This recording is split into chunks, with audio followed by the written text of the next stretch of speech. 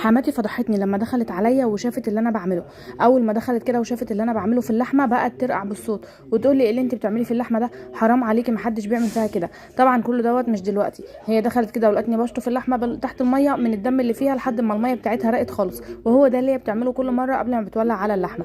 المهم بقى اول ما شافتني ان انا بعد ما خلصتها كده ونزلت الدم منها رحت جايه حاطه عليها ميه وعصرت عليها ليمون، وبعد كده جبت عليها ملح ودقيق وسبتها بقى تتنقع عليها يجي ساعتين ولا حاجه كده، ولا ساعه ولا نص ساعه حسب الوقت المتوفر عندك، بس ممكن توصل لحد ساعتين.